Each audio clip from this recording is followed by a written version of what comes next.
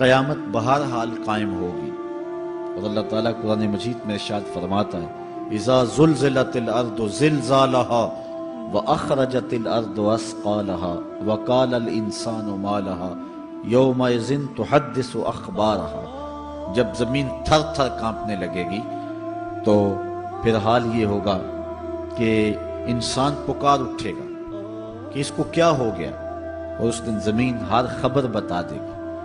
آج زمین کے جس جس گوشے اور ٹکڑے پہ بندہ داد عیش دیتا رہا ہے، گناہ کرتا رہا ہے، دروازے بند کر کے لوگوں کی نگاہوں سے چھپتا رہا ہے، لیکن قیامت کے دن زمین سلطانی گواہ بن جائے گی، اور جو جو کہا ہر شے سامنے آ جائے گی۔ اسی طرح جو نیکی جہاں بھی کی ہے وہ بھی قیامت کے دن سامنے آ جائے گی۔ قیامت قائم ہونے سے قبل کچھ نشانیاں ظاہر ہوں گی جو حضور علیہ السلام نے بیان فرمائی۔ قیامت کب قائم ہوگی اس کے وقت کا تعین نہیں فرمایا، بلکہ جب بھی آئے گی اچانک آئے گی، لیکن اتنا بتایا کہ دن جمعۃ المبارک کا ہوگا اور عاشورے کا دن ہوگا، 10 محرم الحرام کی تاریخ ہوگی، اور شام کے میدان میں میدان محشر لگے گا۔ اسرائیل علیہ السلام سور پھونکیں گے اور اس کی آواز سے پہلے تو خوف پیدا ہوگا، پھر خوف بڑھتا جائے گا اور آواز بھی تیز ہوتی جائے گی۔ اس کی تیزی اور ہولناکی ایسی ہوگی کہ کانوں کے پردے پھٹنے لگیں گے، پھر اس کے بعد جو ہے وہ ہر شے اڑنے لگے گی۔ اللہ تعالیٰ جل شانہ نے سورہ الواقعہ کے اندر پہاڑوں کی حالت کو بیان کیا ہے۔ جب سور پھونکا جائے گا، قیامت واقعہ ہوگی، تو فرمایا کہ پھر تم اس طرح ہو جاؤ گے جس طرح کہ روزن سے آنے والی روشنی میں اور دھوپ میں جو باریک باریک ذرے ہوتے ہیں۔ کبھی آپ نے دیکھا ہو اندھیرے کمرے میں کسی جانب سے تھوڑا سا سوراخ اور اندر دھوپ آ رہی ہو، تو آپ ایک گوشے اور زاویے میں کھڑے ہو کے دیکھیں تو اس میں چھوٹے چھوٹے اڑتے ہوئے ذرات دکھائی دیتے ہیں۔ ان کو اگر آپ ہاتھ میں پکڑے مٹھی کھولے تو کچھ نہیں ہوں گے، ہوتے تو ہیں لیکن باریک اتنے ہیں کہ وہ نظر نہیں آتے، تو ان کو عربی میں ہوا کہتے ہیں۔ اللہ تعالیٰ ارشاد فرماتا ہے یہ بڑے بڑے پہاڑ، یہ کیٹو، یہ ماؤنٹ ایورسٹ، یہ جو ہے وہ بڑے بڑے عالی نصب پہاڑ اس طرح ریزے ریزے اور ٹکڑے ٹکڑے ہو جائیں گے جس طرح روزن کی روشنی کے اندر چھوٹے چھوٹے باریک اور مہین ذرے ہوتے ہیں، جن کو تم تھامو پکڑو تو تمہارے ہاتھ میں تمہیں دکھائی نہیں دیتے، صرف دھوپ میں دیکھتے ہو۔ تو اس طرح یہ پہاڑ اتنے باریک حصوں میں بٹ جائیں گے، وہ اتنا زوردار جھٹکا ہوگا، اور انسانوں کو وہ جھٹکا زمین سے کھینچ کے باہر لے آئے گا، جتنے بھی قبروں میں گڑے ہوئے مردے ہوں گے۔ جب وہ جھٹکا آئے گا جس کو اللہ تعالیٰ نے ارشاد فرمایا اذا زلزلت الارض زلزالها واخرجت الارض اثقالها، زمین سارے بوجھ اگل دے گی، حتیٰ کہ درخت جڑوں سمیت باہر آ جائیں گے، پہاڑ اپنی تمام تر قوتوں سمیت جڑوں سمیت باہر آ جائیں گے، اور جتنے بھی زمین کے اندر دفینے اور خزانے ہیں سب باہر آ جائیں گے، قبروں میں گڑے ہوئے مردے بھی باہر آ جائیں گے، پھر اس کے بعد ٹوٹ پھوٹ کا شکار ہوں گے، پوری کائنات موت کی آغوش میں چلی جائے گی۔ یہ قیامت کا دن بہرحال قائم ہوگا۔ کافر کہتے تھے کہ جس قیامت سے ہمیں ڈراتے ہو وہ لاؤ کہاں ہے، تو ان کے مطالبے پہ فوراً قیامت قائم تو نہیں کی جا سکتی تھی۔ اللہ تعالیٰ جل شانہ نے فرمایا محبوب ان کو کہو تم بھی انتظار کرو، میں بھی انتظار کرتا ہوں، اور جس دن کا وعدہ دیا ہے وہ تم دیکھ لو گے۔ اور سورہ الواقعہ میں ارشاد فرمایا اذا وقعت الواقعہ لیس لوقعتها کاذبہ، جس دن وہ قائم ہوگی تو پھر کوئی انکار نہیں کرے گا۔ آج موت کا انکار کوئی نہیں کرتا، کسی دھرم میں، کسی مذہب میں، کسی عقیدے میں، کسی فرقے میں، کسی گروہ میں، کسی طبقہ زندگی میں آپ موت کا انکار نہیں پاتے۔ موت ہے ہنگامہ آرا کلزم خاموش میں، ڈوب جاتے ہیں سفینے موج کی آغوش میں، لیکن آج موت کا انکار نہیں ہوتا۔ قیامت کا انکار کرنے والے لوگ بہت سارے ہیں جو کہتے ہیں یہ دنیا سب کچھ ہے۔ آج کل تو بہت سارے مسلمانوں کا انداز بھی یہ ہو گیا ہوا ہے کہ وہ قولن تو نہیں لیکن جو عملی زندگی ہے وہ اسی بات کی گواہی دے رہی ہے جس طرح سب کچھ یہی دنیا ہو اور آخرت کوئی نہیں ہے۔ رویہ، انداز، طرز زندگی اور انداز معاشرت اسی کی طرف اشارہ دے رہے ہیں اور اسی بات کی چغلی کھا رہے ہیں کہ بس یہی دنیا ہے، بابر بیش کوش کہ عالم دوبارہ نیست۔ بابر نے کہا تھا کہ جو ہے وہ عیش کر لے، زندگی سے لطف اٹھا لے، دوبارہ زندگی نہیں ہے۔ اور آج یہ بات بھی کہی جاتی ہے، یہ جہاں مٹھا اگلا کس نے ڈٹھا، اور یہ سارے قیامت کے انکار کی صورتیں ہیں۔ لیکن آج اگر کوئی مانتا یا نہیں مانتا، لیکن ایک وقت آئے گا پھر کوئی بھی انکار نہیں کر سکے گا۔ آج جو قیامت کے قیام پذیر ہونے کی تدہیق کرتا ہے اور دلائل دیتا ہے کہ یہ دن قائم نہیں ہوگا، قیامت کے دن وہ بھی انکار نہیں کر سکے گا، اس لیے کہ آنکھوں کے سامنے سب کچھ ہو جائے گا، جس طرح آج موت کا انکار نہیں ہوتا۔ تو ارشاد فرمایا جب وہ واقعہ پذیر ہو جائے گی پھر کوئی بھی اس کو جھٹلانے والا نہیں ہوگا۔ لیکن قیامت سے قبل کچھ واقعات ہوں گے جس سے لوگوں کو آگاہ کیا جائے گا کہ وہ قیامت کے آنے سے قبل اپنے اعمال سے توبہ کر لیں۔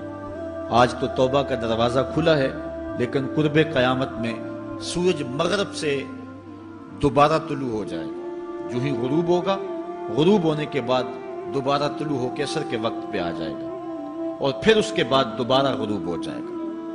تو یہ قیامت سے 40 سال پہلے ہوگا، اس کے بعد توبہ کا دروازہ بند کر دیا جائے گا۔ اگر کوئی توبہ کرے گا بھی تو قبول نہیں ہوگی۔ آج ہمیں موقع دیا گیا ہے کہ مرنے سے 1 سال پہلے بھی توبہ کر لیں، 1 مہینہ پہلے بھی توبہ کر لیں، موت سے 1 دن پہلے بھی توبہ کر لیں، 1 گھنٹہ پہلے بھی توبہ کر لیں، 1 لمحہ پہلے بھی توبہ کر لیں۔ اللہ تعالیٰ یہ نہیں دیکھتا کہ اس کی ساری زندگی گناہوں میں گزری ہے، وہ دیکھتا ہے میرا بندہ آخر میری چوکھٹ پہ آ گیا، وہ پچھلے سارے گناہ معاف فرما دے۔ بلکہ حضور علیہ السلام نے صحابہ کو ایک مثال سے سمجھایا کہ ایک آدمی جنگل میں سفر کر رہا تھا، اور اونٹ کے اوپر اس کا سامان بھی تھا، اس کی ضروریات زندگی بھی تھی، اس کا توشہ بھی تھا، کھانا پینا بھی تھا، خود بھی سوار تھا۔ چلتے چلتے جنگل میں کسی درخت کے ساتھ اپنا اونٹ باندھ کر کے وہ دوپہر کاٹنے کے لیے، سستانے کے لیے وہاں کچھ دیر کے لیے رکا۔ نیند آئی، تھوڑی دیر کے بعد جب آنکھ کھلی تو کیا منظر دیکھتا ہے کہ اونٹ نہیں ہے، اس کے اوپر ہی اس کا سامان ہے، زیادہ سفر ہے۔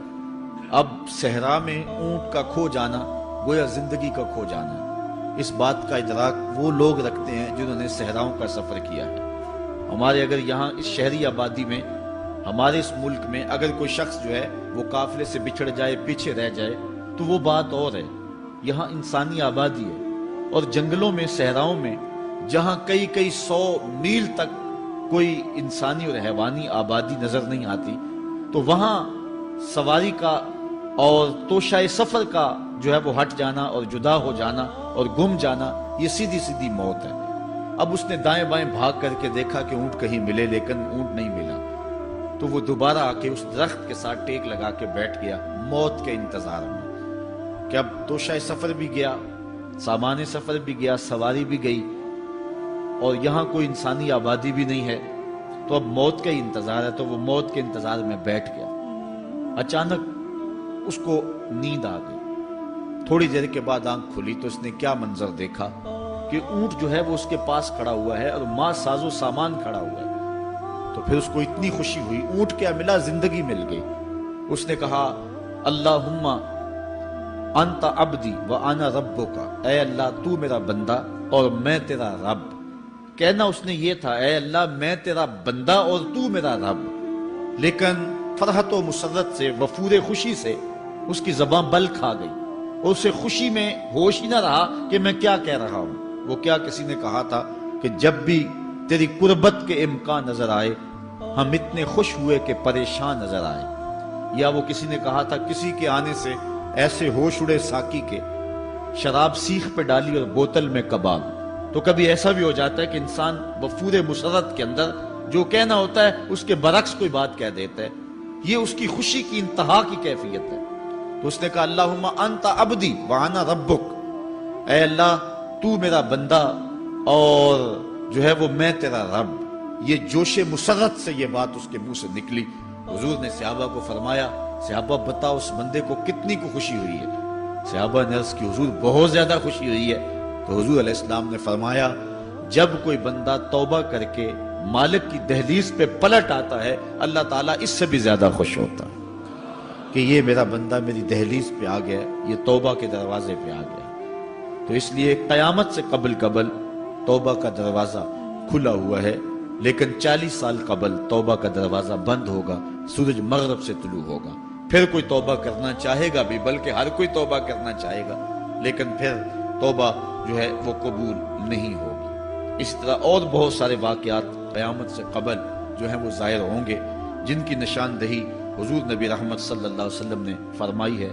حضرت حذیفہ بن اسید انصاری رضی اللہ تعالی عنہ فرماتے ہیں کہ حضور تشریف لائے اور ہم کسی امر میں بات کر رہے تھے، تو حضور علیہ السلام نے ارشاد فرمایا کہ تم کس چیز کا تذکرہ کر رہے ہو؟ تو ہم نے عرض کی حضور ہم قیامت کے بارے میں ذکر کر رہے ہیں۔ تو حضور علیہ السلام نے ارشاد فرمایا کہ قیامت اتنی دیر تک قائم نہیں ہوگی جب تک یہ نشانیاں پوری نہ ہو لیں۔ ان میں سے ایک حضور نے دھوئیں کا ذکر فرمایا، دوسرا دجال کا تذکرہ کیا، تیسرا دابت الارض یعنی یاجوج اور ماجوج کا تذکرہ کیا کہ وہ نکلیں گے، اس طرح سورج کا مغرب سے نکلنا اس کا ذکر کیا، حضرت عیسیٰ علیہ السلام کے نزول کا ذکر کیا۔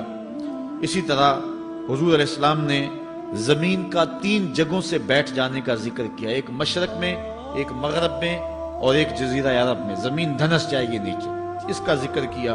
اور یمن کی جانب سے ایک آگ نکلے گی جو لوگوں کو دھکیل کر کے شام کے میدان میں لے آئے گی، اس کا تذکرہ کیا۔ فرمایا جب تک یہ نشانیاں پوری نہیں ہو جاتی اتنی دیر تک قیامت قائم نہیں ہوگی۔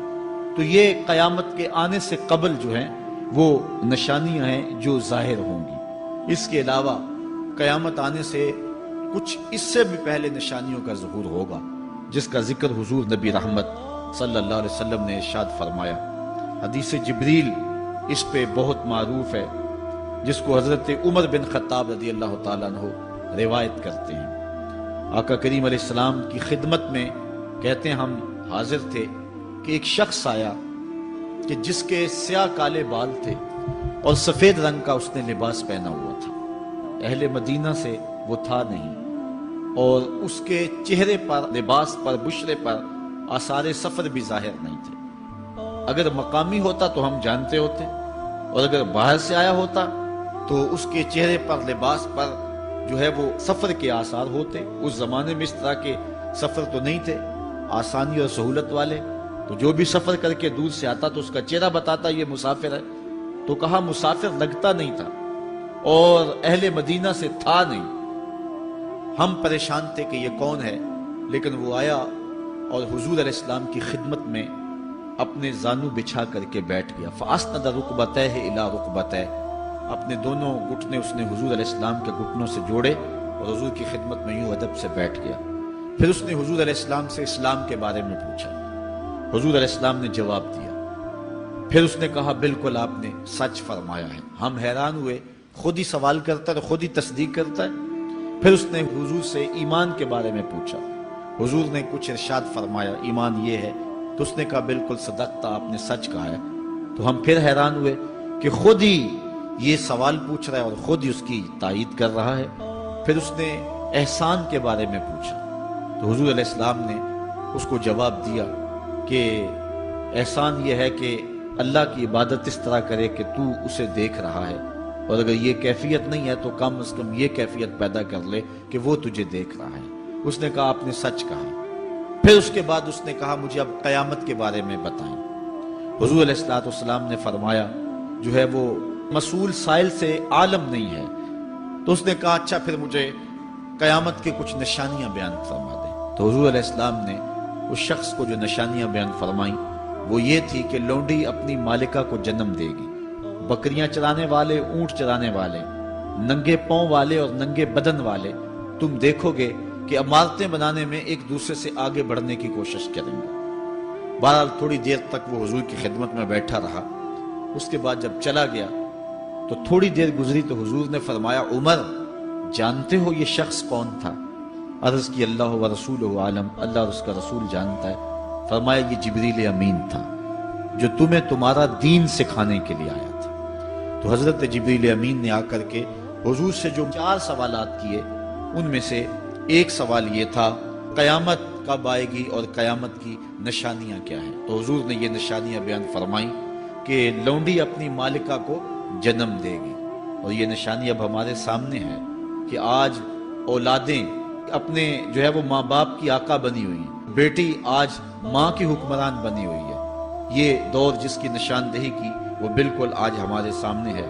حضرت ابو ہریرہ رضی اللہ تعالیٰ عنہ سے ایک روایت ہے جس کو نبی رحمت صلی اللہ علیہ وآلہ وسلم سے وہ بیان کرتے ہیں، بینما النبی صلی اللہ علیہ وسلم یحدث اذ جاء اعرابی فقال متی الساعہ۔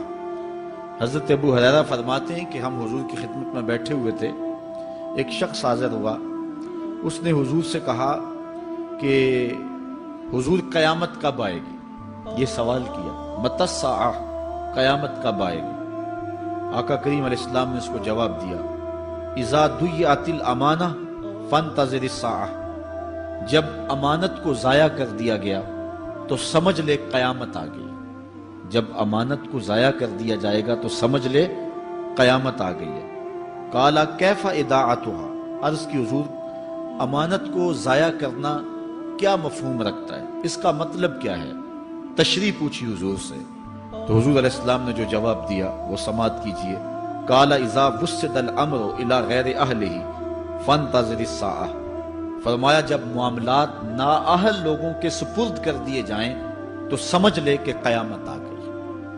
جب مسندوں کے اوپر مسندوں کے حقدار نہیں ہوں گے، جب زاغوں کے تصرف میں عقابوں کا نشیمن آ جائے گا، جب تخت و تاج کے مالک غدار، بے دین اور نااہل لوگ ہوں گے، جب تخت و تاج کی حکمرانی اور مسلح و امامت کے مسند کے اوپر بیٹھنے والے بھی نااہل ہوں گے، تو پھر سمجھ لینا کہ قیامت جو ہے وہ ظاہر ہو رہی ہے، اور قیامت کا پھر انتظار کرنا۔ آج جس زمانے سے ہم گزر رہے ہیں، ہم ذرا نظر اٹھا کر کے دیکھیں تو جس بھی منصب پر ہم کسی شخص کو دیکھتے ہیں، الا ماشاءاللہ کثیر تعداد یہی ہے کہ نااہل لوگ جو ہیں وہ عالی مرتبت مناصب کے اوپر بیٹھے ہوئے ہیں، جو کہ ان کے حقوق کو اور ان کے انتظام کو بھی نہیں جانتے، جو اس مسند کے تقاضوں سے بھی آگاہ نہیں ہیں، وہ بھی اس مسند کے اوپر بیٹھے ہوئے ہیں۔ ایک زمانہ تھا، یہ ہمارے بچپن کی کہانی ہے، کہ ایک مرتبہ اسمبلی میں بحث ہوئی آبپاشی کے بارے میں، کہ فصلوں تک معقول پانی نہیں پہنچتا اور جو ہے وہ فصل اچھے طریقے سے جو ہے وہ نہیں اگ پا رہی، اور ہمارا ملک زرعی ملک ہے، تو اس کے بارے میں سوچا جائے۔ تو بہرحال اس پہ جب بحث شروع ہوئی تو ایک رکن اسمبلی اٹھا، اس نے کہا کہ پہلی بات تو یہ ہے کہ فصلوں تک پانی پہنچتا ہی نہیں ہے، اور دوسری بات یہ ہے جو پہنچتا بھی ہے وہ بھی راستے میں جو بجلی والے ہیں وہ بجلی نکال لیتے ہیں، اب وہ بجلی نکل چکی ہوتی ہے پانی سے، اب وہ خالی پانی جو ہے وہ فصلوں کو کیا کرے گا؟ تو جب نااہل لوگ ایسی مسندوں کے اوپر اور ایسے مناصب کے اوپر بیٹھے ہوئے ہوں گے اور ہم لوگ ان کو منتخب کرتے ہیں، تو پھر آپ قیامت کا انتظار کیجئے، پھر قیامت آنے میں کوئی دیر نہیں ہے۔ تو حضور علیہ السلام نے دو لفظوں کے اندر قیامت کے بارے میں یہ بات ارشاد فرما لی۔ یہ میں نے آپ کو اپنے بچپن کی کہانی سنائی ہے، لیکن اس دور کی کوئی ایک کہانی ہو تو میں آپ کے سامنے رکھوں۔ اس دور میں تو جو عالی مرتبت مناصب کے اوپر بیٹھے ہوئے انہیں سورہ فاتحہ تک نہیں آتی، سورہ اخلاص تک نہیں آتی ہے، تو اب بتاؤ کہ یہ قیامت کے قرب کی علامت ہے کہ نہیں ہے؟ آپ دیکھیں جس تخت پہ بھی، جس تاج پہ بھی، اور جس مسند اور منصب پہ بھی جو موجود ہے، کیا وہ اس کا حق ادا کر سکتا ہے یا اس کی اہلیت رکھتا ہے؟ وہ کیا کسی شاعر نے کہا تھا کہ ہر شاخ پہ الو بیٹھا ہے، انجام گلستاں کیا ہوگا؟ اور رومی نے اپنے زمانے میں کہا تھا کہ سگ وزیرو گرگ میرو موشرا درباں شود، این ارکان سلطنت ملک را ویراں شود۔ یہ ایک دردناک کہانی ہے، لیکن قیامت کی نشانیوں کے حوالے سے آپ اس بات کو سمجھیں اور حضور علیہ السلام کے فرمان کی روشنی کے اندر ہم اپنے حالات کا جائزہ لیں۔ حضرت انس رضی اللہ تعالی عنہ سے ایک روایت ہے، کہتے ہیں سمعت رسول اللہ صلی اللہ علیہ وسلم یقول، میں نے حضور علیہ السلام کو فرماتے ہوئے سنا ہے۔ یہ حضرت انس رضی اللہ تعالیٰ عنہ وہ صحابی ہیں جنہوں نے 10 سال تک حضور کی نوکری کی ہے، اور کہتے ہیں 10 سال میں ایک بار بھی ایسا نہیں ہوا کہ حضور نے مجھے اف بھی کہا ہو۔ کہتے ہیں کبھی ایسا ہوتا کہ میرے ہاتھ سے کوئی برتن ٹوٹ جاتا، ازواج مطہرات جو ہیں وہ اس پہ ناراض ہونے لگتی، تو تو حضور علیہ السلام روک دیتے، فرماتے اسے کچھ نہ کہو، اس برتن کی عمر ہی اتنی لکھی ہوئی تھی، یہ اتنے عرصے کے لیے ہی پیدا کیا گیا تھا۔ تو آقا کریم علیہ السلام نے جو ہے وہ ازواج مطہرات کو بھی روکا کہ وہ مجھے جھڑکے نہ۔ خدم تو رسول اللہ صلی اللہ علیہ وآلہ وسلم 10 سنین، میں نے پورے 10 سال حضور کی نوکری کی ہے۔ بلکہ جب آپ کہیں گے کہ حضور کے خادم کا نام کیا ہے، سارے صحابی حضور کے خادم ہیں، لیکن نام حضرت انس رضی اللہ تعالی عنہ کا آئے گا، یہ حضور علیہ السلام کے خادم خاص ہیں، اور حضور سے بہت ساری باتیں انہوں نے سنی ہیں۔ تو ان باتوں میں سے ایک بات کہتے ہیں، سمیت رسول اللہ صلی اللہ علیہ وسلم یقولو، میں نے رسول کریم صلی اللہ علیہ وسلم کو کہتے ہوئے سنا، ان من اشراط الساعۃ ان یرفع العلم، قیامت کی نشانیوں میں سے ایک نشانی یہ ہے کہ علم اٹھا لیا جائے گا، جہالت پھیل جائے گی، علم اٹھا لیا جائے گا۔ آج لفظ زیادہ ہو گئے، انفارمیشن زیادہ ہو گئی ہے، لیکن جس کو علم کہا جاتا ہے، جو مومن کے سینے کا جمال اور نور ہے، آج وہ اٹھا لیا گیا ہے۔ آج لوگ کہتے ہیں جی جتنا علم آج ہے اتنا علم پہلے تو نہیں تھا۔ آج کوئی غزالی دکھاؤ، کوئی رازی دکھاؤ، کوئی رومی دکھاؤ، کوئی احمد بن حنبل جیسا شخص دکھاؤ، کوئی محمد بن حسن شیبانی جیسا شخص دکھاؤ، کوئی امام ابو حنیفہ کے نالین کی خاک جیسا شخص بھی دکھاؤ، تو یہ ایک غلط بات ہے کہ جی پہلے زمانے میں اتنا علم نہیں ہوتا تھا، اب علم بہت زیادہ ہو گیا، جی علم بہت زیادہ پھیل گیا۔ علم نہیں پھیلا ہے، یہ چند معلومات ہیں، انفارمیشن کا دور ہے، اور خبریں ہیں۔ جو علم ہے، جو کہ مومن کے سینے کا جمال ہے اور باطن کا نور ہے، جو زندگی کی راہوں کو اجالتا ہے اور زمانے کو مالک کی دہلیز کے قریب کرتا ہے اور انسان کو انسانیت سکھاتا ہے، وہ علم جو ہے وہ اٹھتا چلا جا رہا ہے۔ اور حضور سے پوچھا گیا کہ حضور علم سینوں سے اچک لیا جائے گا، سینوں سے کھینچ لیا جائے گا؟ فرمایا نہیں، علماء اٹھا لیے جائیں گے۔ جب علماء فوت ہو جائیں گے تو ان کی جگہ اس درجے کے لوگ نہیں آئیں گے، پھر زوال پذیر سلسلے ہوتے چلے جائیں گے، علم اٹھا لیا جائے گا۔ جب سینے علم سے خالی ہو جائیں گے تو پھر قیامت آ جائے گی۔ اس لیے حضور علیہ السلام کا فرمان ہے، کائنات کی ہر شے علماء کی زندگی کی دعائیں مانگتی ہے، حتی الحیتان فی البحر، یہاں تک کہ سمندروں اور دریاؤں کے اندر مچھلیاں بھی علماء کی زندگی کی دعائیں مانگتی ہیں۔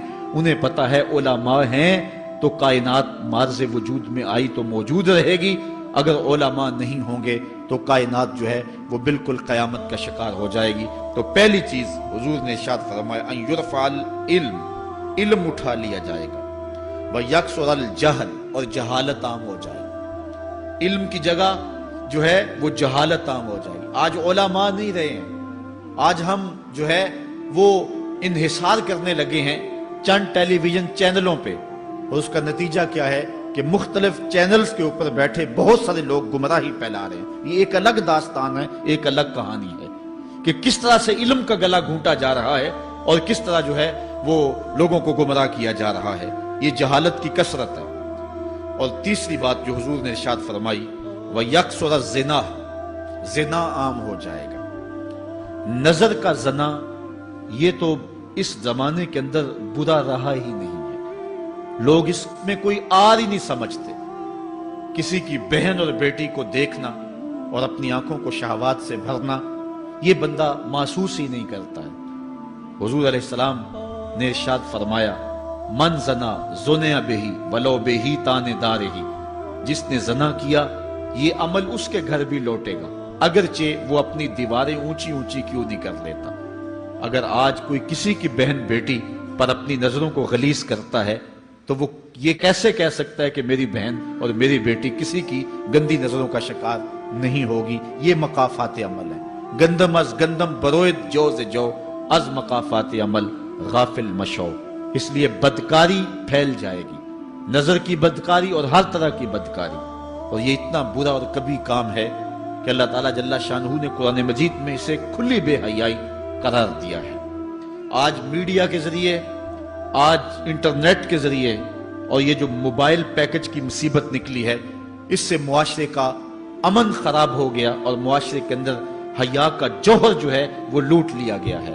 اپنی نسلوں کی حفاظت کریں، ان کے ہاتھوں سے جو ہے وہ ناول چھینیں، اور ان کے ہاتھوں سے جو ہے وہ اس طرح کی مخرب اخلاق سیڈیز چھین لیں، اور ان کے ہاتھوں میں اللہ کا قرآن دیں اور رسول کریم علیہ السلام کی احادیث تھمائیں۔ اور ان کو راہ حق کا مسافر بنائیں۔ یہ ذمہ داری ہے والدین کی۔ کل قیامت کے دن ایک عورت 4 مردوں کو جہنم میں لے جائے گی۔ عرض کیا گیا وہ کیسے؟ فرمایا ایک عورت کو حکم ہوگا جہنم کا تو وہ عرض کرے گی مالک میرے باپ کو بلایا جائے۔ باپ کو بلایا جائے گا، یا اللہ یہ میرا باپ ہے، میں اس کی بیٹی، میری تربیت کا جوہر اس کے ہاتھ میں تھا، آج جن بدکاریوں اور گناہوں کے سبب جہنم میں جا رہی ہوں اس کا ذمہ دار یہ ہے۔ وہ باپ جس نے اپنی بیٹی کو سب کچھ دیا، اپنی اولاد کی تعلیم کے لیے اپنے پلاٹ بیچ دیے، جائیدادیں فروخت کر دی، نہیں دیا تو دین نہیں دیا، کل قیامت کے دن وہ اللہ کے حضور کیا جواب دے گا؟ ارشاد ہوگا اسے بھی پکڑو، اس کے باپ کو بھی پکڑو اور جہنم میں لے جاؤ۔ عرض کرے گی نہیں مالک میرے بھائی کو بلایا جائے۔ بھائی کو بلایا جائے گا، مالک یہ میرا بھائی ہے، میں اس کی غیرت تھی، میں جن راہوں پہ چل کر کے تیرے عتاب اور تیرے قہر و غضب کی حقدار بنی اس کا ذمہ دار یہ ہے۔ اگر یہ مجھے روکتا، اپنی آبرو کی حفاظت کرتا، اپنی ناموس کا پہرا دیتا تو میں ان راستوں کی مسافر کیسے بنتی؟ میری خرابی کا ذمہ دار یہ ہے۔ اب وہ بھائی کیا جواب دے گا جو چوکوں اور موڑوں پہ کھڑا ہو کے آنے اور جانے والی بہنوں اور بیٹیوں کو دیکھتا ہے اور یہ سمجھتا ہے کہ میری بہنیں اور میری بیٹیاں گھر میں محفوظ ہیں؟ وہ قیامت کے دن کیا جواب دے گا؟ ارشاد ہوگا اسے بھی پکڑو، اس کے باپ کو بھی پکڑو، بھائی کو بھی پکڑو، جہنم میں لے جاؤ۔ عرض کرے گی نہیں مالک میرے شوہر کو بھی بلایا جائے۔ بلایا جائے گا، مالک یہ میرا شوہر ہے اور میں اس کی بیوی، میری تربیت کا جوہر ماں باپ کے بعد اس کے ہاتھ میں تھا اور اس کے پاس طلاق کی دھمکی ایسی چیز تھی، مجھے جو چاہتا منواتا اور جس انداز میں ڈھالنا چاہتا مجھے ڈھال لیتا، لیکن اس نے مجھے کبھی راہ حق کی طرف نہیں بلایا تھا۔ وہ شوہر کیا جواب دے گا جو خود اپنے دوستوں کو چائے پہ بلا کے اور اپنی بیوی کو سامنے برہنہ منہ بٹھا کے بعد میں اس کے حسن کی داد مانگتا ہو، بتاؤ بھابی کیسی ہے؟ تو وہ کیا جواب دے گا قیامت کے دن؟ ارشاد ہوگا اس کو بھی پکڑو، اس کے باپ کو بھی، اس کے شوہر کو بھی اور اس کے بھائی کو بھی جہنم میں لے جاؤ۔ عرض کرے گی نہیں مالک میرے بیٹے کو بھی بلایا جائے۔ بیٹے کو بلایا جائے گا، مالک یہ میرا بیٹا ہے، میں اس کی ماں ہوں، میرے سینے میں اس کے لیے تڑپتی ہوئی ممتا تو نے رکھی تھی، یہ روٹھ جاتا تو زندگی اجاڑ ہو جاتی، جو بھی چاہتا ضد کر کے منوا لیتا، مجھے کسی کے گھر کے برتن بھی مانجنے پڑے تو میں نے اس سے بھی گریز نہیں کیا، اس کی ہر فرمائش کو پورا کیا، اپنا زیور بیچ کے اس کی تعلیم مکمل کروائی۔ اگر یہ ضد کرتا کہ امی آپ نماز نہیں پڑھتی، میں آپ کے ہاتھ کا کھانا نہیں کھاؤں گا، امی آپ یہ عمل کیوں کرتی ہیں، یہ شریعت میں جائز نہیں ہے، تو میں جو ہے وہ کھانا نہیں کھاؤں گا، تو کیا میری ممتا مجبور نہ ہو جاتی؟ اس نے ساری زندگی کیا مجھے اس کے بارے میں کوئی کہا تھا، نیکی کی طرف بلایا تھا، بدی سے روکا تھا؟ جس بیٹے نے اپنی ماں سے ہر ضد پوری کروائی ہو تو اس نے صرف دین کے بارے میں کوئی ضد نہیں کی ہے، تو وہ کل قیامت کے دن کیا جواب ہوگا؟ ارشاد ہوگا اسے بھی پکڑو، اس کے باپ کو بھی پکڑو، اس کے خاوند کو بھی پکڑو، بھائی کو بھی پکڑو، بیٹے کو بھی پکڑو اور پانچوں کو گھسیٹ کے جہنم میں لے جاؤ۔ فرمایا ایک عورت 4 مردوں کو قیامت کے دن جہنم میں لے جائے گی۔ اس لیے میں اور آپ آج دیکھ لیں کہ ہمارا آخرت کا معاملہ کیا ہونے والا ہے اور ہم نے اس دنیا کے اندر کس طرح اپنی حفاظت کرنی ہے۔ چوتھی چیز جو حضور نے ارشاد فرمائی، وَيَكْسُرَ شُرْبَ الْخَمْرِ، اور شراب پینا عام ہو جائے گا۔ یہ قرب قیامت کی علامت ہے۔ آج ہماری ایلیٹ کلاس میں اور ہمارے آیان حکومت، آیان سلطنت اور سیاستدانوں اور جو ہے وہ عالی نسب خاندان جو شمار کیے جاتے ہیں، ان میں شراب پانی کی طرح سمجھی جاتی ہے۔ اور آج ہمارے ملک کے اندر جو ہے وہ کتنے شراب خانے موجود ہیں اور کتنے ٹنوں کے حساب سے جو ہے وہ بیرون ملک سے شراب درآمد کی جاتی ہے۔ یہ قرب قیامت کی نشانی ہے کہ شراب عام ہو جائے گی۔ ایک روایت میں آتا ہے شارب الخمر کعابد الوثن، شراب پینے والا بت پوجنے والے کی طرح ہے۔ کتنا سخت فرمایا گیا، اور کل قیامت کے دن سخت رسوا ہوگا جو دنیا کے اوپر شراب پیتا رہا ہوگا۔ اللہ تعالی ہم سب کو محفوظ فرمائے۔ وَيَكِلَّ الرِّجَالِ وَيَكْسُرُ النِّسَاءَ، اور ایک نشانی حضور نے یہ ارشاد فرمائی کہ مرد تھوڑے ہو جائیں گے اور عورتیں زیادہ ہو جائیں گی۔ ایک تو عورتوں کی افزائش زیادہ ہوگی، اور دوسری بات مختلف ہنگاموں میں، حادثات میں اور جنگوں میں مرد قتل کر دیے جائیں گے اور عورتیں زیادہ ہو جائیں گی، یہاں تک کہ حضور نے فرمایا حتی یکونا लिखमसीन इमरातन अलकय्यमुल वाहिद, यहां तक कि 50 औरतों का एक मर्द मुंतजिम होगा। 50 औरतें होंगी और कमाने वाला सिर्फ एक मर्द होगा। ये कुर्ब क़यामत के हालात हैं जो हुजूर ने बयान किए। हालात इस तरफ बढ़ रहे हैं और एक वक्त वो आने वाला है कि बिल्कुल जो हुजूर ने फरमाया वो चीजें सामने आएंगी। हजरत अबू सईद खुदरी रदी अल्लाह ताला अन्हु से एक रिवायत सुनिए। हुजूर ने इरशाद फरमाया, मुझे कसम उस रब की जिसके कब्जे में मेरी जान है, उतनी देर तक कयामत नहीं आएगी, ये वक्त भी आएगा कि जानवर इंसान से बातें करेंगे, इंसान उनकी बोली समझेगा और वो इनसे बातें करेंगे।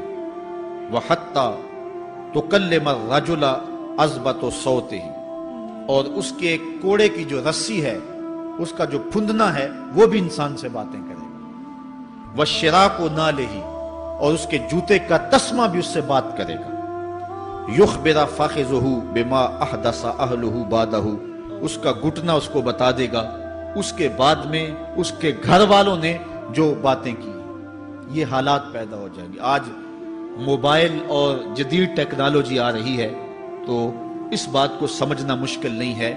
उस जमाने के अंदर जबकि इन चीजों का तसव्वुर भी नहीं था, सहाबा ने फिर भी यकीन किया कि होगा, हुजूर ने कहा है, और आगे बयान किया। और आज तो हालात नजर आ रहे हैं कि बिल्कुल जो हुजूर ने बताया वो सब कुछ जो है वो होने वाला है। हजरत अबू हुरैरा रदी अल्लाह ताला अन्हु से एक रिवायत है। ये वो सहाबी हैं जिन्होंने सबसे ज्यादा हुजूर अलैहिस्सलाम के फरामीन उम्मत तक पहुंचाए हैं। कसरत के साथ हुजूर की सोहबत का दूर पाया और असहाबे सुफ़ा में से थे। जिंदगी का एक एक लम्हा हुजूर की कुर्बत में गुजारा। हजरत अबू हुरैरा रदी अल्लाह ताला अन्हु फरमाते हैं कि रसूल करीम सल्लल्लाहु अलैहि वसल्लम ने इरशाद फरमाया, इज़्ज़त तुखिज़ल फ़ैउ दिवालन, जब माले गनीमत को, जब सरकारी खजाने को अपनी जाती दौलत समझा जाएगा, उसमें तसर्रुफ किया जाने लगेगा। सरकारी खजाने में लोग जिस तरह चाहेंगे तसर्रुफ करेंगे। एक जमाना आएगा और वो देख लो बिल्कुल हमारे सामने। वल अमानतु मगनमन, और अमानत को माले गनीमत समझा जाएगा। जिस तरह गनीमत बंदा इस्तेमाल करता है, वो अमानत को ही इस तरह गनीमत समझेगा और उसको जो है वो गस्ब कर जाएगा। वह ज़कातो मगरमन, और ज़कात को टैक्स समझेगा, मजबूर होकर देगा। वो ज़कात देना चाहेगा ही नहीं। और आज कितने लोग हैं जो ज़कात नहीं देते। अगर लोग सही तौर पे ज़कात अदा कर दें और ज़कात के जो हकदार हैं उन तक पहुंचे तो पाकिस्तान में सिर्फ 1-2 सालों के अंदर गुर्बत खत्म हो जाए। इतनी दौलतें हैं लोगों के पास, इतनी जायदादें हैं लोगों के पास। एक तो सारे लोग ज़कात अदा नहीं करते, दूसरा यह है हकदारों तक नहीं पहुंचती। पेशावर मांगने वाले और इस मौसम के अंदर जो है वो अपने आप को गरीब जाहिर करके और मुख्तलिफ अपनी मजबूरियां जाहिर करके माल हथियाने वाले बहुत सारे हैं। और ज़कात देने वाला कहता मैं जल्दी जल्दी फारिग हो जाऊं। जितनी मेहनत माल को कमाने में सर्फ की है, इतनी ही मेहनत हकदारों को तलाश करने के लिए भी करे ताकि उसकी ज़कात असल मसारफ तक पहुंचे। तो कुर्ब क़यामत में ये होगा कि ज़कात को टैक्स जाना जाएगा। वतउल्लिमा लिगैरिद्दीन, और इल्म दीन के लिए हासिल नहीं किया जाएगा, दीन के अलावा के लिए हासिल किया जाएगा। इसके 2-3 मफ़ाहीम हैं। एक तो मफ़हूम है कि इल्म दीन हासिल करना लोग छोड़ देंगे, वो इंजीनियर और डॉक्टर और क्या कुछ बनने के लिए जो है वो इल्म हासिल करेंगे। नाम खिदमत इंसानी ही है कि मैं ये सब कुछ करके अपने वतन की खिदमत करूंगा, इंसानियत की खिदमत करूंगा। लेकिन बाद में जब मसनदों पे बैठते हैं और जो हाल करते हैं वो किसी से मख्फी नहीं है। मसीहा फिर किस रूप के अंदर आता है और किस तरह कौम को दोनों हाथों से लूटता है, ये कुर्ब क़यामत की निशानियां। हर बंदा जो है वो इल्म तालीम हासिल अच्छा इंसान बनने के लिए नहीं, बाकिरदार शख्स बनने के लिए नहीं, अच्छा मोमिन बनने के लिए नहीं, साले फर्द बनने के लिए नहीं, बल्कि कमाई करने के लिए, ज्यादा से ज्यादा पैसे कमाने के लिए वो इल्म हासिल करेगा। और दूसरी ये बात कि जो दीन का इल्म भी हासिल करेंगे वो भी गर्ज़ व गायत जो है वो अपनी छोड़ देंगे जिस मकसद के लिए जो है वो इल्म हासिल किया जाता है।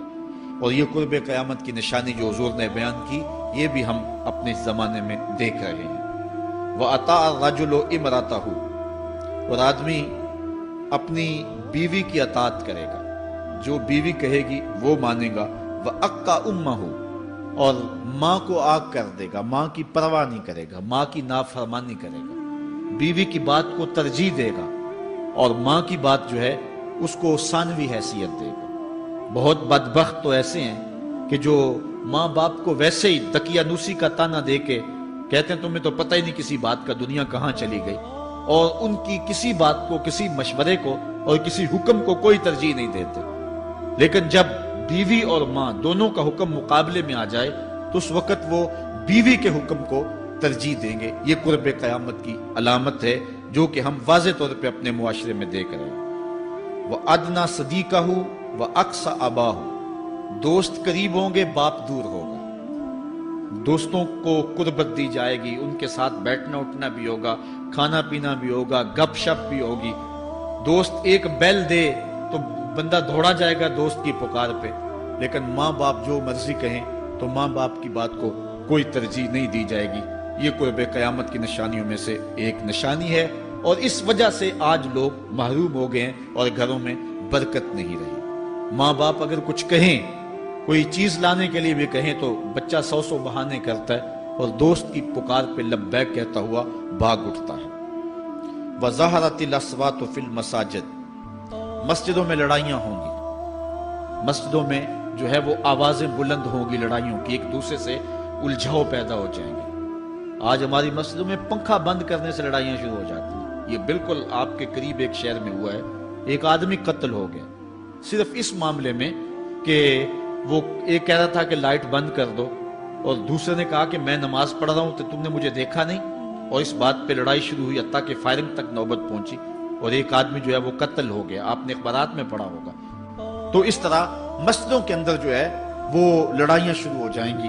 یہ قرب قیامت کی نشانی ہے۔ وَسَادَ الْقَبِيلَةِ فَاسِقُهُمْ، قبیلے کا سردار سب سے فاسق اور بدتر شخص ہوگا۔ خاندان کا، قبیلے کا، برادری کا وہی سربراہ ہوگا، وہی قائد ہوگا، وہی لیڈر ہوگا، وہی پنچ ہوگا جو جتنا بڑا غنڈہ اور جتنا بڑا بدماش ہے اس کو ہی جو ہے وہ سرپرستی جائے گی۔ شرافت نام کی چیز ہی باقی نہیں رہے گی۔ شرافت کے بل بوتے پہ آگے نہ کوئی سیاست میں آ سکے گا، نہ کوئی خاندان میں آگے آ سکے گا، بلکہ اب تو حال ہی ہوا کہ اب ہماری محافل اور آراس کے اندر بھی جو مہمان خصوصی رکھے جاتے ہیں وہ بھی اس اعتبار سے نہیں رکھے جاتے کہ متقی شخص تلاش کرو جس کو مسند صدارت پہ اٹھایا جائے، جس کو مہمان خصوصی رکھا جائے۔ اس میں بھی یہ دیکھا جاتا ہے کہ کس کا اثر معاشرے کے اندر زیادہ ہے، چاہے وہ اثر و رسوخ اس نے منشیات فروخت کر کے ہی حاصل کیا ہو، کس کی دولت زیادہ ہے، چاہے اس نے وہ دولت لوگوں کا خون نچوڑ کے حاصل کی ہو، وہی مہمان خصوصی ہوتا ہے محفل نعت میں، چونکہ وہ پیسے زیادہ پھینک سکتا ہے۔ اور ایک غریب آدمی جو کہ تہجد کی نماز پڑھنے کا بھی عادی ہے، اس کو جوتیوں پہ جگہ ملتی ہے، اس کا قصور صرف یہ ہے کہ وہ غریب ہے اور اس کے پاس حرام کی کمائی نہیں ہے۔ یہ حضور علیہ السلام نے نشانی فرمائی اور جو آج ہم اپنی آنکھوں سے دیکھ رہے ہیں۔ وَسَادَ الْقَبِيلَةِ فَاسِقُهُمْ، قبیلے کا سردار جو ہے وہ بدتر اور فاسق شخص ہوگا۔ وَكَانَ زَعِيمُ الْقَوْمِ أَرْذَلَهُمْ، اور قوم کا جو سردار ہوگا وہ قوم کا کمینہ ترین شخص ہوگا، یعنی قوم کا جو سب سے کمینہ شخص ہوگا وہ سب سے اونچی والی مسند پہ بیٹھا ہوگا۔ اور آپ دیکھ لیں، صرف پاکستان میں نہیں پوری دنیا پہ دیکھ لیں، کیا ایسا نہیں دیکھ رہے ہم کہ جو بدبخت ہے، جو کمینہ ترین شخص ہے، فلک نے بخشی ہے انہیں خواجگی، جو جانتے نہیں روش بندہ پروری کیا ہے، جن کو اپنے نفع نقصان کا بھی نہیں پتا، اپنے آپ کا بھی شعور نہیں ہے، ہم کون ہیں، کس لیے آئے ہیں، جو مقصد حیات سے بھی آگاہ نہیں ہے، تو وہ قوم کے سردار ہوں گے۔ سیاسی تنظیمیں ہوں یا دیگر تنظیمات ہوں، الا ماشاء اللہ اکثر حال یہی ہے جو اللہ کے محبوب علیہ السلام نے بیان فرمایا، جہاں کہیں بھی شرافت، نجابت اور اچھے لوگوں کو برتری ہے، آہستہ آہستہ وہ کم ہوتی چلی جائے گی، اور یہی ہوگا سارے کا سارا نظام جب قیامت آئے گی، تو یہی ہوگا کہ جتنا برا شخص ہوگا، جتنا کرپٹ شخص ہوگا، جتنا ظالم شخص ہوگا، جتنا ڈاکو لٹیرا اور انتہائی کمینہ صفت شخص ہوگا، وہی جو ہے وہ قوموں کا سردار ہوگا۔ وَأُكْرِمَ الرَّجُلُ مَخَافَةَ شَرِّهِ، اور آدمی کی عزت اس کی شر سے بچنے کے لیے کی جائے گی۔ فلاں بندے سے اگر تعلقات قائم نہ رکھے تو ہمیں نقصان پہنچائے گا۔ آج 10 نمبر کا غنڈہ بھی ہو تو لوگ اس سے تعلق ضرور استوار رکھتے ہیں۔ یہ فخر سمجھتے ہیں۔ آج کل افطار پارٹیاں ہو رہی ہیں اور اس میں ان کو بلایا جاتا ہے دعوت افطار پر جنہوں نے روزے ہی نہیں رکھے ہوئے۔ یہ افطار پارٹیاں نہیں ہیں، یہ ایک تماشا ہے جو لگایا جاتا ہے۔ اس لیے یہ ایک مزاج ہوگا قرب قیامت میں جس کا بیان حضور علیہ السلام نے کیا، جبکہ ہم ہر روز یہ اللہ سے وعدہ کرتے ہیں وَنَخْلَعُ وَنَتْرُكُ مَن يَفْجُرُكُ، دعائے قنوت میں کہتے ہیں اے اللہ جو تیرے حکموں کو توڑتا ہے ہمارا اس سے کوئی تعلق نہیں ہوگا۔ یہ روز عہد کرتے ہیں لیکن مسجد سے نکل کے اس عہد کو توڑ دیتے ہیں، بلکہ بہت سارے تو مسجد کے اندر ہی توڑ دیتے ہیں۔ وَظَهَرَتِ الْكَيْنَاتُ وَالْمَعَازِفُ، اور گانے والی اور بجانے والی عورتیں اور گیت گانے والی عورتیں، رنڈیاں، یہ جو ہے وہ گانا شروع کر دیں گی اور یہ عام ہو جائے گا۔ اب تو حد ہو گئی کہ مذہب کے نام سے بھی یہ سب کچھ ہو رہا ہے۔ یہ شام کلندر کے نام سے جو پورے ملک کے اندر ایک جو ہے تقریب شروع ہوئی ہے، اس میں جو ہے ان عورتوں کو بلایا جاتا ہے اور لکھا ہوتا ہے باقاعدہ اشتہاروں کے اوپر کہ فلاں جو ہے وہ گانے والی آئے گی اور وہ جو ہے وہ اپنا کلام پیش کرے گی، اور یہ مذہب کے نام پہ ہو رہا ہے۔ اور حد یہ ہو گئی کہ یہ بڑھتا ہی چلا جا رہا ہے۔ اس کو روکنے کی گو مربوط کوششیں بھی نہیں ہوئی، لیکن ایک ایسا عمل تھا کہ جس کو ہر صاحب شخص برا سمجھتا ہے، لیکن اس کے باوجود یہ پھیلتا چلا جا رہا ہے۔ اور جو کچھ معاشرے میں ہو رہا ہے وہ حضور علیہ السلام نے پہلے ہی نشاندہی کی۔ وَشُرِبَتِ الْخُمُورُ، اور شرابیں پی جائیں گی، رنڈیاں ناچیں گی، گانے گائیں گی اور شرابیں پی جائیں گی۔ وَلَعَنَ آخِرُ هَذِهِ الْأُمَّةِ أَوَّلَهَا، اس امت کے بعد میں آنے والے لوگ پہلے گزروں پر لعنت کریں گے، کہیں گے انہیں تو پتہ ہی نہیں ہے۔ پاکستان کے اندر باقاعدہ آرٹیکل چھپے اخبارات میں کہ محمد بن قاسم جو ہے وہ ڈاکو تھا، سلطان محمود غزنوی لٹیرا تھا، یہ مضامین شائع ہوئے۔ صحابہ کو گالیاں نہیں دی جا رہی، کتنے لوگ ہیں جو صحابہ کو برا بھلا کہتے ہیں، اور حضور علیہ السلام کے والدین طیبین جن کی وساطت سے یہ درے اور گوہر شاہوار ہمیں نصیب ہوا، ان والدین کو ممبروں پہ بیٹھ کے کیا جہنمی نہیں کہا جا رہا؟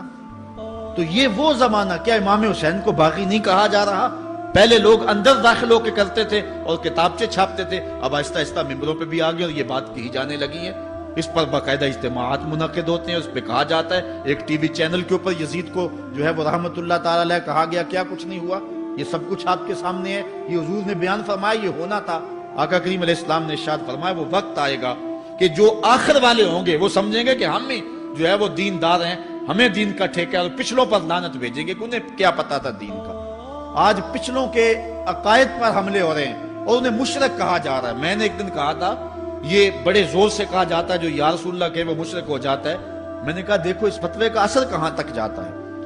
حضور علیہ السلام کے سارے صحابی آقا کریم علیہ السلام کی موجودگی کے اندر بھی، اور پھر دیکھیے مسلمہ کذاب کے مقابلے میں جو جنگ لڑی گئی، اس جنگ کے اندر حضرت خالد بن ولید نے لکھا کہ کافر بھی اللہ اکبر کا نعرہ لگاتے ہیں، ہم بھی اللہ اکبر کا نعرہ لگاتے ہیں، فرق ہی نہیں معلوم ہوتا اپنا کون سا ہے اور بیگانہ کون سا ہے۔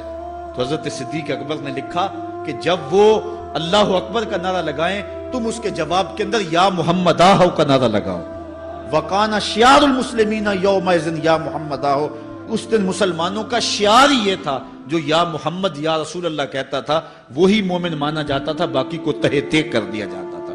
تو اگر یا رسول اللہ کہنا شرک ہے تو پھر سارے صحابی، وہ 10,000 صحابہ جو جنگ یمامہ میں شامل تھے، ان کے بارے میں پھر کیا کہو گے؟ پھر حضرت زین العابدین کے بارے میں کیا کہو گے جو کربلا کے میدان میں مدینے کی طرف منہ کر کے کہہ رہے ہیں یا رحمت للعالمین ادرک لزین العابدین۔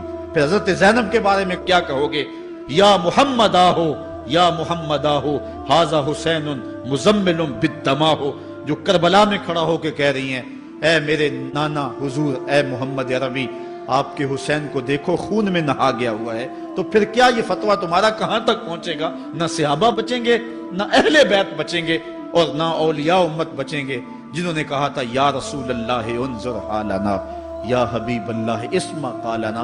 تو یہ قیامت کی نشانیاں ہیں کہ اگلے جو ہیں وہ پچھلوں پر لعنتیں بھیجیں گے، ان کو برا بلا کہیں گے، صحابہ کو گالیاں، اہل بیت کو گالیاں، نواسب میں کیا کچھ نہیں کیا ہے۔ اور آج بھی جو دنیا کے اوپر ناسبی ہیں وہ اہل بیت کے بارے میں کیا کیا زبان استعمال نہیں کرتے، حضور کے والدین کے بارے کیا کچھ نہیں کہا جاتا۔ تو یہ سب کچھ ہونے والا ہے جو حضور علیہ السلام نے بیان کیا، کچھ ہو رہا ہے اور کچھ تم دیکھو گے اپنی آنکھوں کے سامنے۔ پھر ارشاد فرمایا فَارْتَقِبُوا عِنْدَ ذَلِكَ رِيحًا حَمْرَاءَ وَزَلْزَلَةً وَخَسْفًا وَمَسْخًا وَقَذْفًا وَآيَاتٍ تُتَابِعُ كَنِظَامٍ قُطِعَ سِلْكُهُ فَتُتَابِعُ۔ فرمایا کہ پھر جب یہ حالات ہوں گے اور یہ پوری طرح حالات معاشرے میں پیدا ہو جائیں گے تو پھر سرخ آندیاں آئیں گی، پھر انتظار کرنا سرخ آندیوں کا، وَزَلْزَلَةً اور زلزلے کا انتظار کرنا، وَخَسْفًا وَمَسْخًا وَقَذْفًا اور دھنسنے کا انتظار کرنا، اوپر سے پتھروں کے نازل ہونے کا اور شکلوں کے بگڑنے کا انتظار کرنا۔ اور آگے فرمایا وَآيَاتٍ اور ایسی نشانیاں آئیں گی ایک دوسرے کے پیچھے آئیں گی، جس طرح تسبیح کا دھاگا ٹوٹ جائے تو پیدل پہ اس کے دانے گرتے ہیں، تو یہ سارے عذاب جن کا ذکر حضور نے کیا میں مسلسل اوپر نیچے یہ تمہارے تک پہنچیں گے۔ حضرت انس رضی اللہ تعالیٰ عنہ سے ایک اور روایت لیتے ہیں، حضور علیہ السلام نے ارشاد فرمایا لا تقوم الساعة حتى يتقارب الزمان فتكون السنة كالشهر والشهر كالجمعة وتكون الجمعة كاليوم ويكون اليوم كالساعة وتكون الساعة كالدرمة بالنار۔ فرمایا جب قیامت آئے گی اتنی دیر تک قائم نہیں ہو سکتی جب تک زمانے مختصر نہیں ہو جائیں گے، زمانے سمٹ نہیں جائیں گے، حتیٰ کہ سال مہینے جتنا ہو جائے گا، اور مہینہ ایک جمعۃ المبارک جتنا ہو جائے گا، اور ایک جمعہ ایک دن جتنا ہو جائے گا، اور ایک دن ایک گھڑی جیسا ہو جائے گا، اور ایک گھڑی ایسے ہوگی جس طرح آگ کا شعلہ جلایا اور وہ بجھ گیا۔ اور آج آپ دیکھ نہیں رہے کہ دن کتنی جلدی گزرتا۔ کسی زمانے میں ہم گرمیوں کی چھٹیاں کاٹتے تھے تو گزرتی نہیں ہوتی تھی گرمیوں کی چھٹیاں، لیکن آج آپ دیکھیں یہ دوپہر نہیں گزرتی ہوتی تھی رمضان المبارک، گرمیوں کے روزے جب ہمارے بچپن میں آئے تھے تو دوپہر نہیں گزرتی ہوتی تھی، لیکن آج وہی گرمیاں ہیں، لیکن ادھر سے سورج طلوع ہوتا ہے ادھر سے غروب ہو جاتا ہے۔ وقت سمٹ گئے، زمانے سمٹ گئے، اور یہ قرب قیامت کی نشانیاں ہیں۔ خرابی اتنی زیادہ ہوگی، حضور نے ارشاد فرمایا حضرت ابو ہریرہ سے ہے، آدمی گزرے گا اور ایک پرانی سی قبر دیکھے گا اور کہے گا وَيَقُولُ يَا لَيْتَنِي كُنْتُ مَكَانَ صَاحِبِ هَذَا الْقَبْرِ وَلَيْسَ بِهِ الدِّينُ إِلَّا الْبَلَاغُ۔ فرمایا انسان قبر کے قریب سے گزرے گا تو گزرتے ہوئے وہ ٹھنڈی آہ بھر کے کہے گا کاش کہ اس قبر کا مکین میں ہوتا، اور فرمایا دین سوائے آزمائش کے اور کچھ نہیں رہ جائے گا۔ یہ قرب قیامت کی وہ نشانیاں ہیں جو حضور علیہ السلام نے بیان کی۔ ایک اور نشانی حضور علیہ السلام نے بیان فرمائی کہ قرب قیامت کے اندر دین کا کام بھی درہم و دینار سے ہوگا۔ اس کے دو مفاہیم ہیں۔ ایک مفہوم تو یہ ہے کہ دین کا کام کرنے والے بھی پیسے ٹگے کے بغیر جو ہے وہ ایک قدم نہیں چلیں گے۔ کیا آج 2-2 3-3 لاکھ روپے نعت پڑھنے کے نعت خواں وصول ہم سے نہیں کر رہے؟ اور آج جو ہے وہ کیا دین کوڑیوں کے عوض بیچا نہیں جا رہا؟ آج گھر نکلنے سے قبل طے نہیں کیا جاتا کتنے اب دو گے، کتنے واپسی پہ دو گے اور کتنے اوپر نچھاور کرو گے؟ دین کیا کوڑیوں کے عوض اور پیسے کے عوض بیچا نہیں جا رہا؟ ایک اس کا مفہوم یہ ہے، اور دوسرا مفہوم اس کا یہ ہے قرب قیامت میں اگر کوئی دین کا کام کرنا بھی چاہے گا تو درہم و دینار کے بغیر نہیں ہو سکے گا، یعنی اس کو ضرورت ہوگی کہ میرے پاس مال ہو، حالات ہوں اور میں دین کا کام کروں۔ اگر اس کے پاس حالات نہیں ہوں گے تو دین کا کام اس کے لیے کرنا مشکل ہو جائے گا۔ جس طرح کسی زمانے میں علماء برگد کی چھاؤں میں بیٹھ کے اور لوگ ان کے پاس بھی آ گئے، کوئی وسائل کی ضرورت نہیں تھی، وہ پڑھا سکتے تھے، لوگ بیٹھ گئے۔ امام محمد بن حسن الشیبانی جب پڑھانے بیٹھے تو آپ کی مجلس میں جو لوگ آ کے سیکھتے تھے وہ تعداد ان کی تو بہت ساری تھی، لیکن جو باقاعدہ آپ کی باتوں کو لکھتے تھے وہ 4000 لوگ تھے۔ 4000 کلمے اور دواتیں حضرت امام محمد بن حسن شیبانی کی مجلس کے اندر پڑھی ہوا کرتی تھی، اور باقی جو لوگ تھے حضرت غوث اعظم سیدنا شیخ عبد القادر جیلانی علیہ رحمہ، آپ جب تشریف لائے ملا علی قاری نے نزہۃ الخاطر الفاطر فی مناقب شیخ عبد القادر میں لکھا ہے کہ آپ کی ایک ایک مجلس کے اندر 70 ہزار لوگوں کا اجتماع ہوا کرتا۔ آج تھوڑے لوگ اکٹھے ہو جائیں تو ہم خوش بھی ہوتے اور حیران بھی ہوتے ہیں، اتنے لوگ اکٹھے ہو گئے۔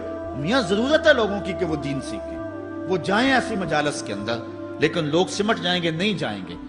وسائل کی ضرورت ہوگی، وہ برگد کے درخت کے نیچے بیٹھ کر کے بھی لوگ جو ہیں وہ علم کا چراغ روشن کرتے تھے۔ جب لارڈ میکالے نے نصاب تعلیم مرتب کیا اور درس نظامی کو اور جو ہے عصری علوم کو الگ کر دیا، تو یہ علماء ہی تھے کہ جنہوں نے برگد کے درخت کے نیچے، پیپل کے درخت کے نیچے بیٹھ کر کے علم کے چراغ کو روشن رکھا۔ لیکن آج اگر تم ایسا کرنا چاہو گے تو کیا ممکن ہوگا کہ اس چراغ کو تم روشن رکھ لو؟ آج وسائل کی بہر صورت ضرورت ہے، اور آج سے صدیوں قبل علماء نے یہ فتویٰ دیا تھا کہ صدقہ کرنا، زکوٰۃ ادا کرنا یا دیگر امور خیر میں خرچ کرنا بڑا نیکی کا کام ہے، لیکن سب سے بڑا نیکی کا کام اس دور کے اندر آج سے قبل علماء نے فتویٰ دیا تھا کہ دین کے طالب علموں پہ خرچ کرنا ہے۔ ان پہ اگر خرچ کریں گے تو یہ وہ ایک ایسا موقع ہے کہ جس سے آپ جو ہے وہ حقدار تک حق بھی پہنچا لیں گے اور اس سے دین کو بھی تقویت ہوگی۔ آفاق کے ہر ہر گوشے میں قرآن سنا کر دم لینا، اب رکنا نہیں، اب تھمنا نہیں، فردوس میں جا کر دم لینا،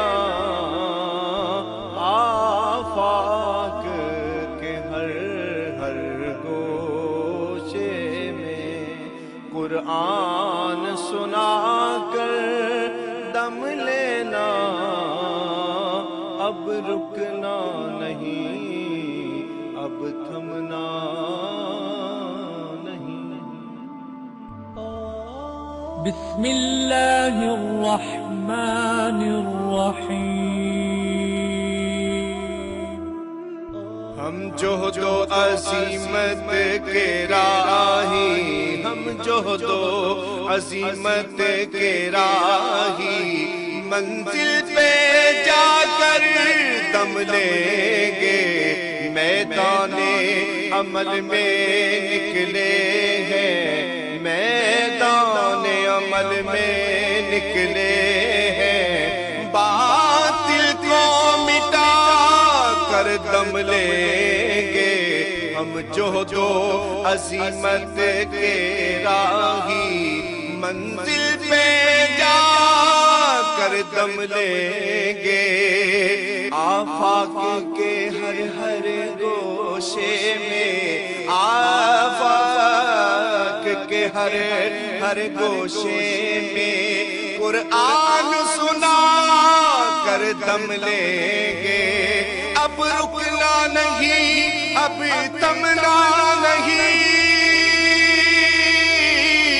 اب رکنا نہیں، اب تھمنا نہیں، فردوس میں جا کر دم لیں گے، ہم جوہد و عظیمت کے راہی، منزل پہ جا کر دم لیں گے، میدان عمل میں نکلے ہیں، باطل کو مٹا کر دم لیں گے۔ اس دارالعلوم کی ایک ایک اینٹ میں پیار بھرا ہوا ہے، درد بھرا ہوا ہے، تو اس کے لیے دعا گو رہیں، اپنے تعاون سے بھی نوازتے رہیں۔ اللہ کی توفیق سے یہ ایک مرحلہ تقریباً تکمیل کے قریب ہے۔ ہم نے چاہا یہ تھا کہ 3.5 لاکھ روپے کا ایک ستون بما اوپر والا چھت اور فرشی لینٹر جو پڑا ہے، یہ 3.5 لاکھ روپے کا ایک بنتا ہے، تو اگر ہمیں 99 لوگ مل جائیں تو یہ سارا مکمل ہو جائے، لیکن 47 لوگ ہمیں مل سکے، کیونکہ 3.5 لاکھ روپے ہم نعت خواں کو دے لیتے ہیں، مدرسے کو دینا ہمارے لیے مشکل ہے، ہمارا مزاج ایسا بنا ہوا ہے۔ تو پورے ملک کے اندر اتنے لوگ ملے، اللہ ان کے رزق میں بے پناہ برکتیں عطا فرمائے۔ باقی جن لوگوں نے انفرادی طور پہ کوشش کی، 2، 5، 7، 8، 10، 20 ہزار جتنی توفیق کوئی شامل ہوئے، تو یہ اتنا کام مکمل ہوا، اور یہ تھوڑا سا حصہ ہم نے یہ کچھ قرض لے کر کے ڈالا ہے، اور آگے والا حصہ بھی ہم نے جو ہے وہ تعمیر کرنا ہے۔ جب اوپر والی چھت کا مرحلہ پہنچے گا تو ایک ستون بما چھت کے صرف 2 لاکھ روپے تک جو ہے وہ ممکن ہوگا۔ احباب اگر اس حوالے سے جو ہے وہ تعاون فرمائیں۔ جامعۃ المصطفیٰ کے جو ماہانہ اخراجات ہیں اس سلسلے کے اندر باہر سے معاونت فارم اگر وصول کر لیں، ایک بچے کا اوسط خرچہ تقریباً 1200 سے 1500 روپے تک ہے، اگر ایک بچے کا خرچہ اپنے ذمے لے لیں، ہمارا نمائندہ ہر مہینے وصول کر لے گا، تو یہ تعاون کی صورت ہوگی۔ بہرحال جس طرح جس سے بن پڑے، اپنے مرحومین کے اصالے ثواب کے لیے، اس کی تعمیر کے لیے آپ نے کوشاں رہنا ہے۔ جس نے ایک پائی بھی اس جامعہ کے لیے خرچ کی، اے اللہ اس کو جزائے جزیل دے۔ جس نے گزرتے ہوئے پیار کی نظر سے دیکھ بھی لیا، اس کو بھی جزائے جزیل عطا فرما۔